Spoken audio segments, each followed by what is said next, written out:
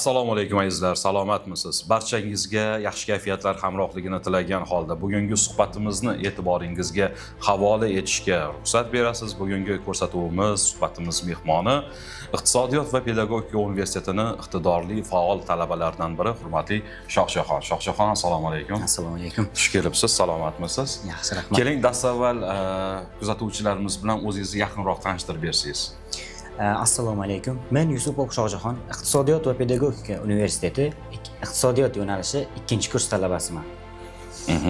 Shohjahon, bilgan bo'lsangiz kerak, bugun suhbatga o'zi umuman sizni bejizga taklif etmaganimizda, azizlar, mana Iqtisodiyot va pedagogika universitetida o'sha xalqaro dasturlar doirasida ko'plab shartnomalar asosida talabalar almashuvi, ishchilar almashuvi dasturi yo'lga qo'yilgan. Shohjahon ham aynan Erasmus+ dasturi orqali Yevropada, xususan Portugaliya davlatida bir semestr, ya'ni 6 oy davomida o'qishda bo'lib qaytdilar. Keling, bugungi suhbatimiz aynan mana shu Yevropaga bo'lgan safar haqida, o'sha o'qish jarayonlari, borishdan tortib to kelgunga qadar qanaqa jarayonlar o'tdi, shularni o'zingiz tengdoshlaringiz uchun yaqindan tanishtirib bersangiz. O'zi umuman birinchi boshida Yevropaga ketish, Portugaliya davlatiga borib o'qish rejada bormidi? Niyat bormidi? To'g'risi, rejamda bu narsa yo'q edi, lekin Erasmus+ Yevropa ittifoqining bizni universitet bilan shartnomasi bo'lganligi sabab Yevropa ittifoqi tomonidan bizga grant ajratildi va men shu grantda g'olib bo'lganim sababli Yevropada o'qish imkoniyatini qo'lga kiritdim. Yevropani qaysi oliygohda o'qidingiz? Portugaliyaning Tamar Politexnika institutida ta'lim oldim. U faqat bir semestr davomida, ha? Bir semestr davomida grant ajratilgan va shu bo'yicha o'qishga ketdim. Endi o'qishingizni qolgan qismini o'zingizda davom ettiraverasiz. Albatta, o'zimizda davom ettiraman. Bugun bizda o'qigan yigit ertaga iqtisodiy yechimlarni yaratadi. Bugun bilim olayotgan qiz ertaga jamiyatga ilhom bag'ishlaydi. Biz ularni kuchli nazariya, amaliy tajriba va global qarash bilan tayyorlaymiz. Shunchaki diplom emas, natija uchun. Shunchaki auditoriya emas, hayotga tayyorlaydigan muhit uchun. 40 ga yaqin yo'nalish, yildan yilga oshib boruvchi grant, iqtidorli talabalar uchun stipendiyalar, xalqaro universitetlar bilan o'zaro ta'lim almashinuv dasturlari. Barchasi Iqtisodiyot va pedagogika universitetidagi ta'lim imkoniyatlaridir. Iqtisodiyot va pedagogika universiteti yuksalishga tayyor bo'lganlar uchun. Endi qarang, mana shu ketmasdan avval siz aytyapsiz, o'sha grant yutdim deyapsiz. Buning uchun qanaqadir harakatlar bo'ldimi? O'sha grant yutib Portugaliyaga ketishingiz uchun ham? Albatta, hamma narsa o'zidan o'zi bo'lib qolmaydi.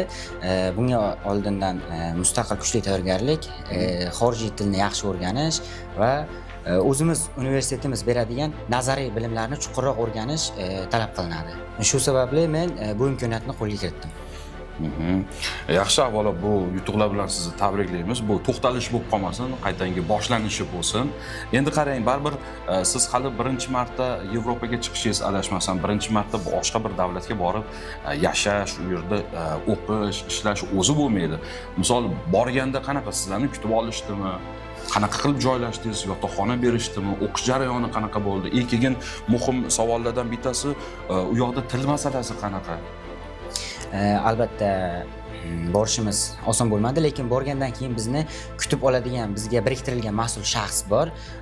U bilan oldindan, borishimizdan oldindan rejalashtirib, turar joy topdik. Ijaraga u o'zi hamma narsa bilan bizni tanishtirib chiqdi. Ijara bilan, o'sha joy bilan qanaqa harakat qilinishlari haqida hamma narsa bilan o'zi tanishtirib, tushuntirib, universitetga olib bordi. Universitetda dars jarayonlari qanaqa? U yerda dars jarayonlari sizni nechinchi kursligingizga bog'liq. Deylik, birinchi kurslarga ertalab, ikkinchi kurslarga tushlikka yaqin, uchinchi va undan yuqorilar uchun tushlikdan keyin darslar qo'yilgan. 3 smenaga bo'lingan. 3 smenaga bo'lingan. Siz qaysi smenada o'qidingiz? Men ikkinchi smenada o'qidim, tushga yaqin. Necha soat davom etadi darslar? Darslar tanlagan yo'nalishingizga bog'liq. Darslar sizni tanlagan yo'nalishingizga bog'liq. Men o'zim 4 ta fanni tanladim. U fanlarni siz tanlayapsizmi yo'qda? U yerda yo'nalishingizga qarab o'zingiz fanlarni tanlaysiz va shu soha bo'yicha universitetni tamomlaguningizcha o'qiysiz. Demak, bizdagi o'qishlardan ko'ra birozgina farq qilar ekan. Bizdagi o'qishdan u yerdagi o'qish farq qiladi. Endi qarang, adashmasam nafaqat O'zbekistondan, balki dunyoning boshqa yurtlaridan, mamlakatlaridan ham talabalar borgan bo'lsa kerak. Albatta, dunyoning turli davlatlardan Qaysi millat talabalari bilan birga tahsil oldinglar? Ko'p millat talabalari bilan tahsil oldik. Xususan, Kolumbiya, Braziliya, Turkiya, Armaniston, Vyetnam, Ispaniya, shunga o'xshash davlatlar. O'sha talabalar bilan demak, bitta auditoriyada, bitta joyda, bitta dars qilib, Albatta, bitta auditoriyada birga dars qilib. Aytingchi, mana shu joyda qiziqarli bo'lib qoldi. O'zbek yoshlarini boshqa millat yoshlaridan farqini yoki yaxshi yoki yomon tomonini sezdingizmi? Transport sohasining barcha yo'nalishlarini qamrab oluvchi o'quv dasturida ta'lim oling. Harakatdagi hayot temir izlar ustida davom etadi. Albatta, hamma insonni, har bir davlatning o'ziga yarasha mentaliteti va dunyo qarashi bo'ladi. U yerda o'qish davomida shuni tushunib yetdimki, Osiyodan borgan yoshlar, Yevropadan va Janubiy Amerikadan borgan yoshlar orasida osiyoliklar, ya'ni biznikilar nisbatan ancha xulq-atvorda farq sezildi. Yaxshigami yomonmi? Yaxshi tomonga ancha farq sezildi. O'qish jarayonida, ya'ni darslarni o'zlashtirish borasida-chi? Darslarni o'zlashtirish o'qish jarayonida deyarli tenglik, hech kimdan deyarli farq qilmaydi. Yaxshi. Meni yana bitta qiziqtirgan savol bor. Bu ko'pchilik tomoshabinlarimiz uchun ham qiziq bo'ladi. Siz aytyapsiz, mana grant yutib oldim deyapsiz, Yevropaga bordim, Portugaliyada o'sha 6 oy davomida yurdik, o'qidik deyapsiz. Endi buni hammasini zamirda baribir xarajat turadi. Moliyaviy iqtisod turadi. Demoqchi bo'lganim, o'sha xarajatlar qanaqa qoplandi? Borish, kelish, yashash, yeb ichish. Xarajatlar, albatta, xarajatlarni grant ajratilganligi sabab Yevropa ittifoqi Erasmus+ dasturini o'zi qopladi. Ya'ni bizga oylik stipendiya berdi. U stipendiya yashashimiz uchun, turar joy uchun va oziq-ovqat mahsulotlari uchun yetadi. Demak, o'sha beriladigan stipendiya sizni yashashingiz, yotoqxona uchun, yeb ichish xarajatlari uchun, transport xarajatlari uchun yetarli demoqchisiz, shunaqami? Albatta yetarli. Undan tashqari Yevropaning boshqa mamlakatlariga chiqib bemalol sayohat qilishingiz uchun ham yetarli. Mana shu joyda yana so'ramoqchiman, Yevropaning qaysi shaharlarida bo'ldingiz? O'zingizga qaysi shaharlar, qaysi tarixiy joylar bo'ladimi yoki zamonaviy joylar bo'ladimi? Nimalari bilan esda qoldi? Nimalari bilan qiziq bo'ldi? Shu haqida ham gapirib bersangiz. Portugaliyadan tashqari men Ispaniyada, Madrid shahrida bo'ldim. U yerda ko'p turistlarni ko'rdim. Juda chiroyli shahar, keng, katta shahar, poytaxt, qatnov juda ko'p. Undan tashqari Italiyada, Rimda bo'ldim. Tarixiy shahar, tarixiy obidalar, binolar juda ko'p. Fransiya va Germaniyada ham sayohat qildim. Yer bag'ridan chiqqan qudrat sizning bilimlaringiz bilan boshqariladi. Iqtisodiyot va pedagogika universiteti sizni muhim energetik loyihalarning bir qismiga aylantiradi. Qoyil. Demak, o'qishdan bo'sh vaqtlar ham bekor o'tmabdi, ha? Shunday. Qoyil. Endi yana bitta savol bo'ladi. Mana shu joyda qarang, Shohjahon, o'qishingizni hozir mana Iqtisodiyot va pedagogika universitetida davom ettiryapsiz. Nasib etsa endi bu yoqda magistratura bor, aspiratura keladi hali. Yana chet elga borib o'qishni o'zingiz uchun niyat qildingizmi? Albatta, chet elga borib o'qishni, bilim va malakalarimni yanada oshirishni niyat qildim. Magistraturani undan keyin ham, sababi u yerda bilimlarni o'zlashtirib, qaytib kelgandan so'ng o'z yurtimga foydasi tegishini istayman. Endi yana bitta savol. O'zbekistondagi o'sha oliy ta'lim muassasalarida berilayotgan dasturlari bilan Yevropadagi o'sha berilayotgan dasturlarini qanaqadir farqini sezdingizmi? Albatta farq sezdim. Bizni oliy ta'lim universitetlarimiz nazariy jihatdan juda kuchli fundamental malaka beradi. Bu o'zingizni amaliy bilimlaringizni sinab ko'rishga juda katta yordam beradi. Bu narsani men Yevropada borganimdan so'ng o'qish jarayonida bildim. Yevropada esa nazariy bilimlar pedagoglar tomonidan juda kuchli berilmaydi.